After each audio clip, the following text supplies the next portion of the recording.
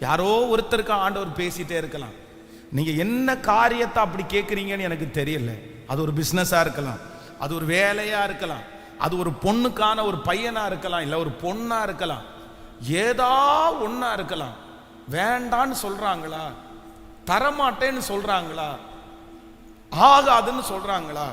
நமக்கு ஒரு நல்ல மனசு வேணும். என்ன மனசு வேணும் அப்படின்னு சொன்னா, நமக்கு தரலன்னு ஒன்ன சொல்லும் போது தராத ஒன்ன, அவங்க விருப்பப்பட்டு தராத ஒன்ன, நம்ம நேசித்தும் கிடைக்காத ஒன்ன நான் வஞ்சிச்சோ, ஆள் வச்சு பேசியோ, இல்லை வேற விதமாவோ, இல்லை இல்லை இல்லை, நான் என்ன சொல்றேன் அப்படின்னு சொன்னா, அதை மட்டும் நீங்க விட்டு கொடுங்க, அதை மட்டும் நீங்க விட்டு கொடுங்க. அதை விட பல மடங்கு உங்களை கர்த்தர் தருவதற்கு கர்த்தர் வல்லவராயிருக்கிறார். அதை விட பெஸ்ட கர்த்தர் உங்களுக்கு தர்றதுக்கு வல்லவராயிருக்கிறார்.